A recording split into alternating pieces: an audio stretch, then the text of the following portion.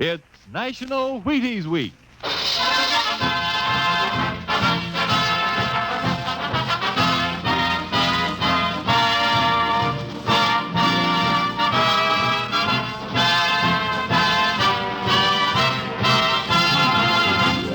Yes, it's National Wheaties Week, and Wheaties presents Dimension X. Transcribed on stage tonight, Dimension X, another in the Wheaties big parade of exciting half-hour presentations. It's National Wheaties Week, and here's the forecast for tomorrow morning. Bright and cheerful with occasional smiles, followed by a good morning all morning long. You think I'm kidding? No, sir. You can have a better morning around your house tomorrow if you start it off with a good breakfast, including, I hope, a bowl of Wheaties with milk and fruit. Nourishment? Say, Wheaties have it to give. To you, right here in National Wheaties Week. There's a whole kernel of wheat in every Wheaties flake. Talk about vitamins and minerals and protein. They're yours in Wheaties. All you have to do is get them, those Wheaties, at your nearest store. Get them and try them once this week. For me. For you. Try them once and see for yourself how Wheaties at 7 can help at 11. Ready? Let's go. It's National Wheaties Week.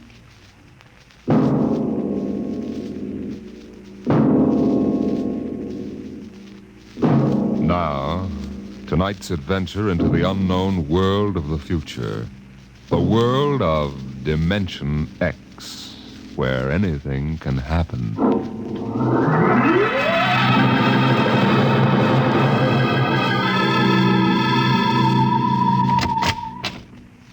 You are Mr. Sid Ryan? The same. My name is Lucia. I'm a Martian. Pleased to meet you, Mr. What was that again? A Martian. A Martian, eh? As in Orson Welles? Precisely. I'm a Rotarian myself. Sit down. Thank you. And now that we've had our little joke, Mr. Lucia, what can Publicity Associates do for you? It has been my observation that advertising and publicity are the very backbone of earthly civilization. Spoken like a true Martian, Mr. Lucia. Now, if you'll tell me the name of the client. The client, of course, will be the Martian. You don't give up, do you? Give up? The gag, I mean. Oliver. Oh, yes, Mr. Ryan? This is Mr. Lucia. How do you do, Mr. Mr. Lucia Lucia? claims to be a Martian. Take him outside, will you, Oliver? Get the name of the sanatorium he escaped from and tell them to bring the butterfly net. Wait, sir. I'm happy to see, Mr. Ryan, that my telling you I'm a Martian has approximately the effect I supposed it would have. I believe we can do business. I have here the cash retainer of $5,000. Sit down, Mr. Lucia. Oliver, get the client a cigar. Yes, sir. No, the other box. Thank you. No. Well, now, what can I do for you, sir? I wish you to manage a publicity campaign. A very large, a very important campaign. Is the product established, or is it something brand new? Oh, something quite new. Now, what would you judge to be the most effective type of campaign? Well, if the client has a lot of dough to throw around, a suspense campaign is best. First, you place ads in the paper saying, watch this space. Then, about a week later, you run an ad saying XYZ or PDQ, and you get people guessing what it means. Then, finally, when you've teased them enough, you bust loose and unveil the product. Excellent. Very well, sir.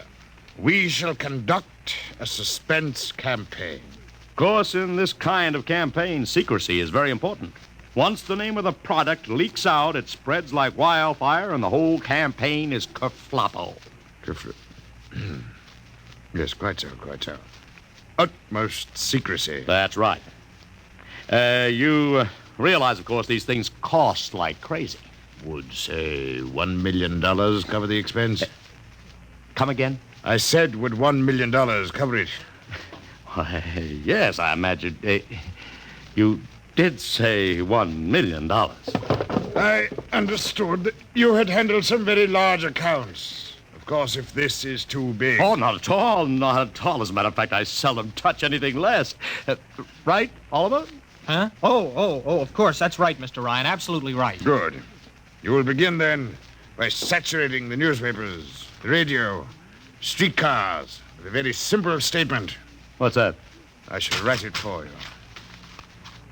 The Martians are coming. Say, that's not a bad teaser. Got that, Oliver? Yes, sir. The next ad will read, June 1st is Martian Day. June 1st is Martian Day. What happens on June 1st? The parade takes place. What parade? I wish you to arrange a parade up Fifth Avenue. You mean like the Macy parade? Exactly. Except that the theme will be the world of tomorrow. The Martian world. My client would like it to be a gay affair. Balloons, clowns, pennants, pretty drum majorettes. Say, that sounds terrific. I might be able to interest the department stores in a tie-in. Fine. The parade will climax the campaign. On June 1st, the product will be unveiled. Good enough. By the way, Mr. Lucia, just what is the product? What are we selling? Oh, no, Mr. Ryan. Secrecy, remember. Oh, but after all will be revealed to you in good time, Mr. Ryan. For the moment, let us say we are selling a concept. Concept? Precisely. The concept of invasion from Mars.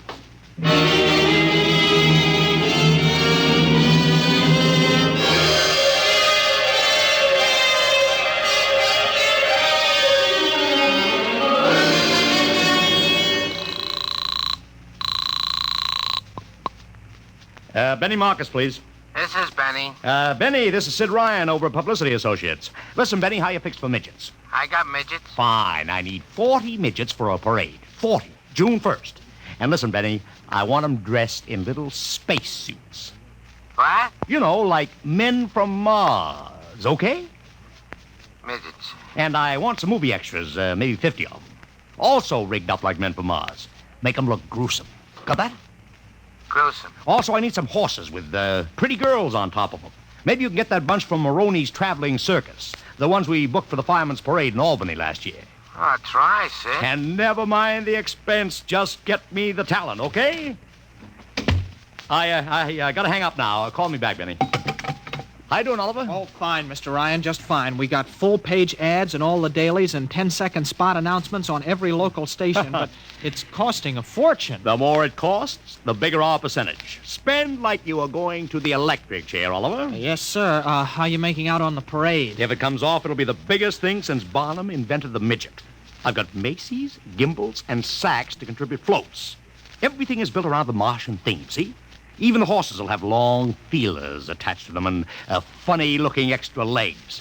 It'll be sensational. Oh, yeah, it sounds fine, only, Only what? Oh, Mr. Ryan, we don't even know what we're selling. Oliver, my boy, do you think old Sid Ryan has been sitting here spending all this moolah and not putting two and two together? You mean you know who Lucia represents? Just by accident, understand, I have learned that Century Pictures is making a big new epic. A space opera entitled Invasion from Mars. Get it? Oh, I begin to see. Also, by mere coincidence, it happens to be the premiere sometime around June 1st.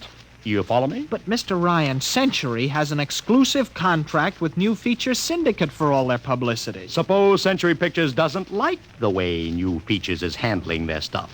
They want to get out of the contract, but New Features says no. So they have to get around the contract. A man named Lucia, client unknown, starts publicizing the Martian invasion. Need I go further? Oh, I get it, Mr. Ryan.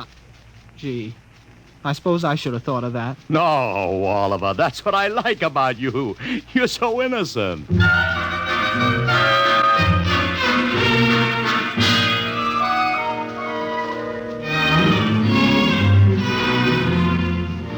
Let me talk to Commissioner Patrick, please. Sid Ryan. Hello? Commish, Sid Ryan. Oh, it's you. Well, what is it this time? If if you want to drop a man off the Empire State Building into a teacup full of water, the answer is no. Also, we are not arresting any fan dancers. You know I don't handle fan dances. I want a permit for a parade, June 1st, 5th Avenue. It's a Sunday. There's no traffic. Oh, come now. Look, Ryan. Macy's gets a permit. Gimbel's gets a permit. The American Legion gets a permit. The Sons of Erin march every time Morton Downey sings The Wearing of the Green. Don't give me a hard time, Patrick. This is too big. Come on I have now. the 5th Avenue Merchants Association behind me. Okay, Ryan. Fill out the forms. I'll pass them along to the license commissioner. That's my boy. Oh, by the way, what's the occasion? Oh, don't you read the papers, Patrick? June 1st is Martian Day.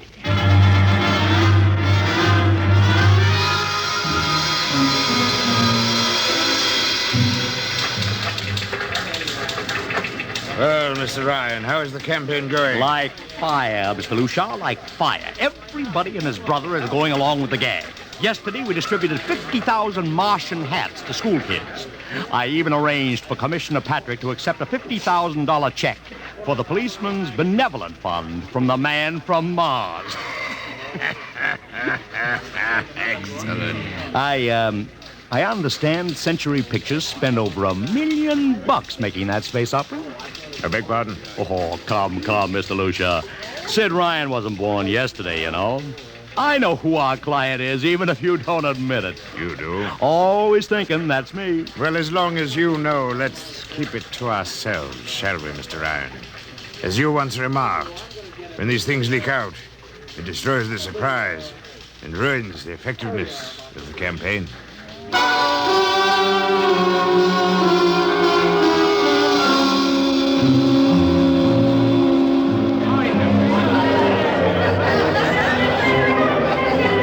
Ladies and gentlemen, this is Ron Heinlein speaking to you from our portable transmitter atop the reviewing stand for the much-heralded Martian parade on Fifth Avenue. It's a beautiful sunlit day here in New York. A perfect day for a parade. And the streets are packed with thousands of spectators, all eager to find out what this is all about. There's an air of shrill expectancy.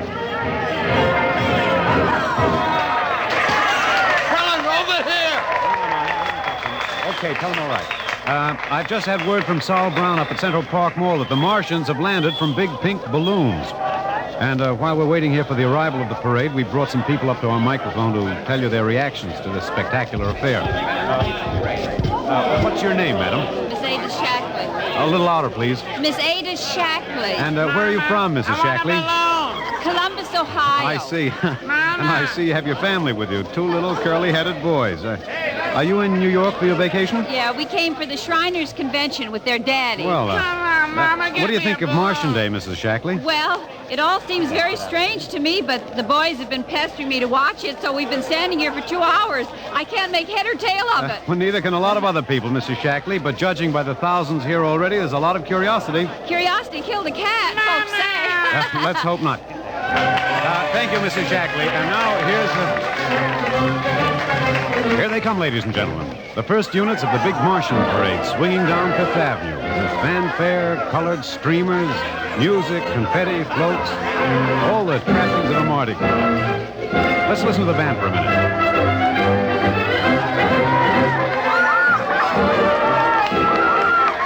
Here in the vanguard, the whole troop of little midgets in weird-looking pink and blue spacesuits, carrying Rube Goldberg weapons with signs painted on them. I can read one which says Atomic Blaster. Another has a placard reading, We're Martian through Georgia. And here come the clowns, laughing and falling all over each other. They're giving free sugar candy to the kids along the way. Yes, ladies and gentlemen, there's a happy, laughing crowd along Fifth Avenue today. A true reflection of the great sense of humor and good nature that makes America the place it is. Why, only... What's that? What's this? The crowd's murmuring now. They've fallen somewhat silent. There's something coming. I'll try to get it for you. What? Ladies and gentlemen, here comes the Martian contingent. This is promised as the climax of the show. And now a great hush has fallen over the crowd. It's quite a sight to see these thousands of people standing here expectantly, hearing only the great regular sigh of their mass breathing. Now here they come, ladies and gentlemen, the Martians. marching in booted, helmeted ranks, row after row of them. This is an impressive sight, ladies and gentlemen, and a rather serious contrast to the rest of the joyous slapstick parade we've been witnessing up until now. There are perhaps 200 tall, broad-chested men dressed in metallic gray spacesuits with thick glass visors drawn across their faces. Each one's holding an ominous-looking ray gun at the ready position. They're marching in absolute silence, keeping step perfectly as though some mute, unspoken command were marking time for them. Even the children are awed by the unexpected warlike realism of the Martian Legion. And now the first ranks of the Martians move past us down Fifth Avenue toward the reviewing stands at the square. No one moves. A woman, ladies and gentlemen, just dashed out into the street. For what reason, I don't know. She just slipped through the police cordon somehow. They're after her now, but she's already reached the ranks of the marchers, and she's trying to lift the visor of one of the Martian spacesuits. Wait. She's fallen. She screamed and then fell forward in a dead faint. The Martian column keeps right on coming. Unless they break ranks, they're going to trample her. No. The policemen have got her now. They're dragging her away, out of the way. Trying to revive her now. What is that? All sorts of rumors have begun filtering back through the crowd. Some are even whispering that the woman's dead. We don't know yet, but whatever's happened, the incident seems to have cast a slight shadow over the mood of the crowd. The carefree holiday air seems to have vanished. The crowd's stirring uneasily, a little disturbed at what we've just seen. Nothing to be alarmed at, however. It just seems a shame that anything like this should happen to spoil our enjoyment of the Martian parade.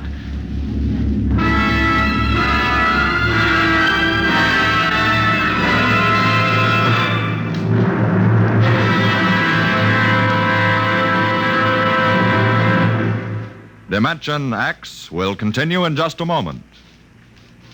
It's National Wheaties Week. Want to take that again, Frank? Oh, sure. It's National Wheaties Week, and we're celebrating. And that voice you heard belongs to my severest critic, who is here to help us celebrate tonight. He's the fellow who's backstage when I'm telling you about the Wheaties. He listens to see that I tell you right. Wheaties' best friend, next to me, Blaine Butcher. I think you took that introduction a little fast, Frank.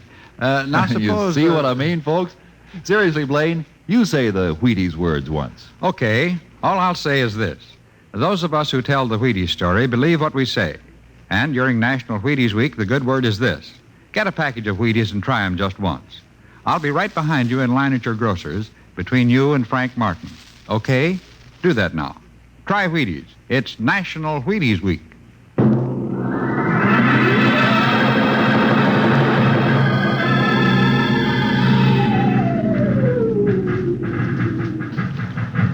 Mr. Ryan, did you see that? A woman fainted. She ran out into the street to get a close look at the Martians, then she screamed and fainted dead away. I'm well aware of that, Oliver, since I paid her $50 to do it.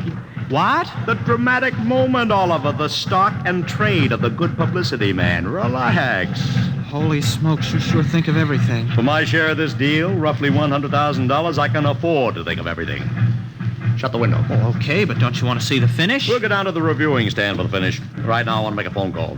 By the way, where's Lucia? I haven't seen him. Well, close the window, Oliver. Well, okay, Mr. Ryan.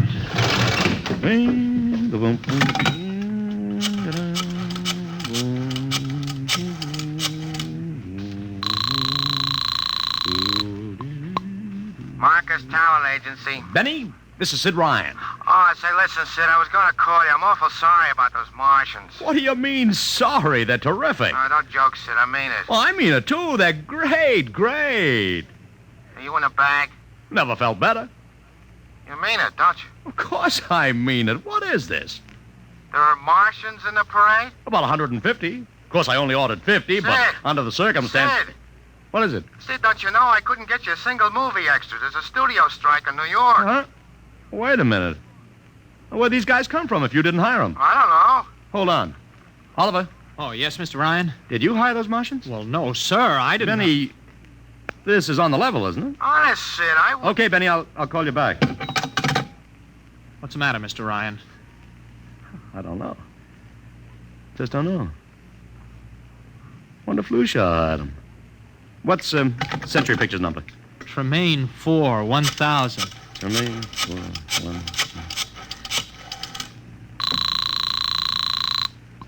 Century Pictures, the studio of the stars. Give me Marty Sanford, your publicity director. One moment, please.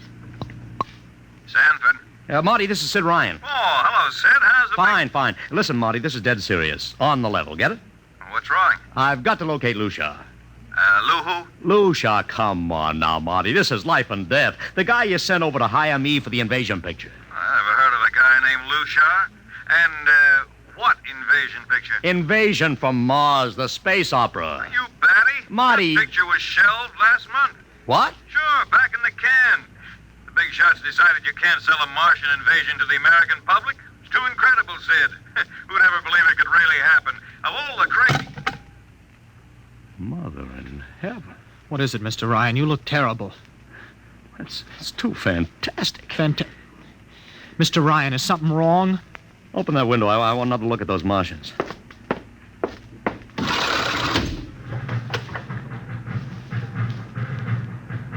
Look at them. Oliver, you were in the Army. Could 150 movie extras learn to march like that in, say, 24 hours? No. Not in 24 days, Mr. Ryan. Not a second's hesitation. Not one out of step. Look at the way they carry those ray guns at the ready. The only other time I've seen troops march like that was on a film of the Nazi SS troops marching through the streets of Paris. Mr. Ryan. Oliver, get down there. Find that woman who painted. Her name's Gloria Montez. Get her up here. Make it fast.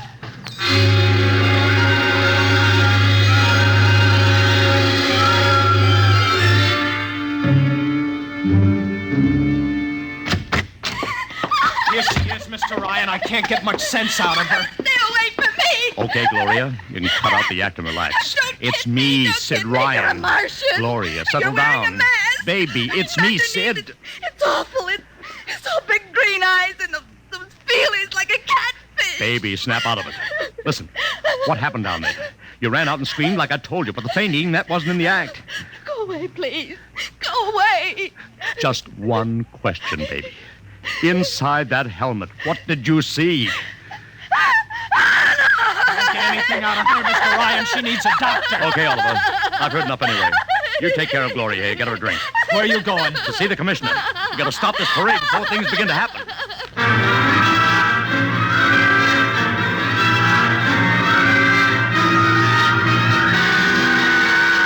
Okay, Ryan, what's the beef? Listen, Patrick, I don't know what it is, see, but something's wrong. You've got to stop that parade. I suppose you'd like the riot squad. That would get you a front-page spread on every paper in town. Now, look, Ryan, I've got no time for your cheap publicity gags. I'm a busy man. Listen, I'm trying to tell you I don't know where those Martians came from, who they are, anything about them. Oh, Ryan, I'm wise to your tricks. Now, if you let the sergeant show you out... You won't do it, huh?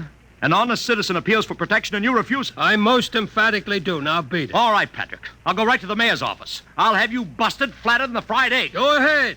I'm sure His Honor will be glad to toss you out on that phony nickel-plated skull of yours.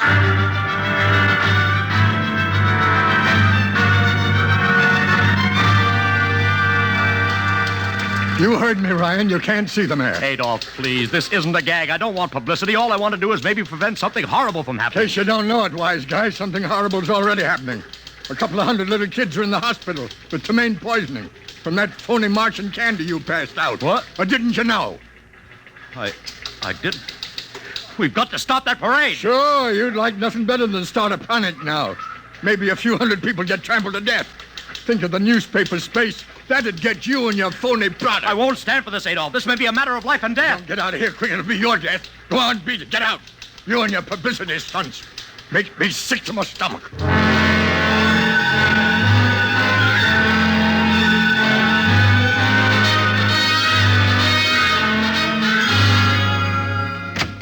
Oliver!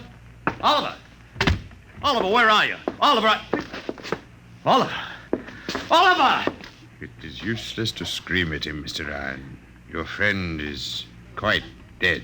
Lucia. He wanted to run to the police with some story about a Martian invasion. I found it necessary to restrain him. Restrain him, you stinking murderer! Now, Mr. Ryan, collect yourself. After all our planning, it wouldn't do to have everything spoiled now, would it? Lucia, I'll start talking and talk fast, because when you get through, I'm going to take you apart piece by piece. What's this all about? Surely you know, Mr. Ryan. After all, you've been publicizing it for months. You see, before colonizing your planet, the Martian government sent some of us as scouts in advance, disguised as Earthmen, of course, to study your habits, your weaknesses. We found that the people on Earth are predominantly conditioned by advertising and publicity. And so we conceived the idea of treating our entire invasion as a vast publicity stunt. Clever, yes? After all, Mr. Ryan, who would suspect an invader who advertised his invasion in the newspaper, invited the public to his surprise attack, and spent millions publicizing his plans? Holy jumping. You've done very well, you see. Then there was no product. Ah, but there is a product. The product is death.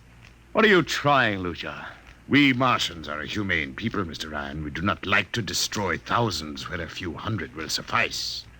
In exactly 2 minutes, our troops will treat the world to a spectacle of death, which will bring the rest of your planet to its knees in horror. Nations will clamor to surrender. Perhaps, Mr. Lucia, but not if I can help it. No!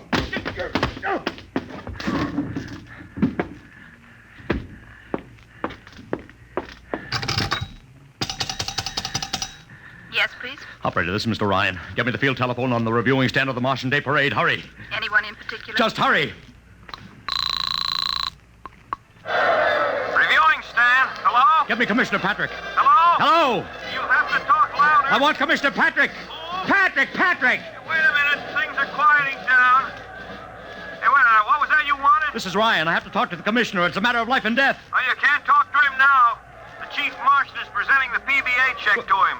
The Martians are going to fire a salute. Listen, you gotta stop him. What? Stop him! I'm sorry, Mr. Ryan. I can't hear You idiot! The worst is going!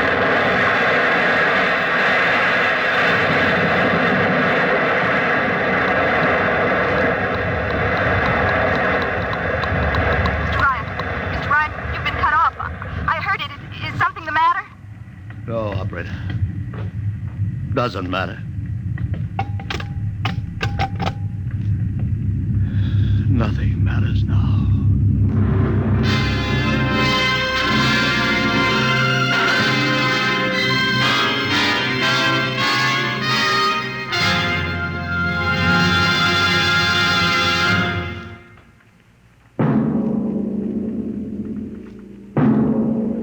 Tonight, Dimension X has transcribed The Parade, an original radio drama written by George Lefferts. Featured in the cast were Joseph Curtin as Ryan, Barry Kroger as Luchar, and Alexander Skirby as Ron Heilman. Your narrator was Norman Rose. Music by Albert Berman. Engineer Bill Chambers. Dimension X is produced by Van Woodward and directed by Edward King. In a moment, we'll tell you about next week's show. And now, here is your Wheaties man, Frank Martin. It's National Wheaties Week. Have you had them today? Had your Wheaties? It's National Wheaties Week, the time of the year to buy Wheaties and try them at least once, for goodness sake. Because once you sit down to a bowl of Wheaties with milk and the fruit of your choice, I don't worry about you. Nope, I know there's a whole kernel of wheat in every Wheaties flake, and that's good. Besides, I know that starting a better breakfast with Wheaties can help you feel better, look better, and work better all morning. But honest now, you have to do your part before Wheaties can do theirs. Sure, buy Wheaties. That's what you have to do. That's what I have to do. Buy them and see how Wheaties at 7 can help at 11. And a happy National Wheaties Week to you.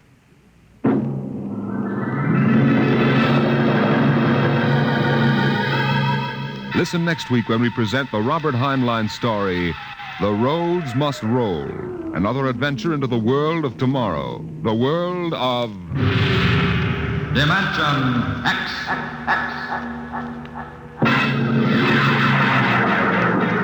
And this is the Wheaties man, Frank Martin, inviting you to listen Saturday, that's tomorrow night, to Joel McRae in Tales of the Texas Rangers on the Wheaties Big Parade. See you then. And remember, it's National Wheaties Week. Swing your partners right and left. It's National Wheaties Week. Come on, everybody, to the Wheaties party. Eat a lot of Wheaties like the champions do. Dance together, cheek to cheek. This is National Wheaties Week. Eat a lot of Wheaties like the champions do. Wheaties, a breakfast of champions.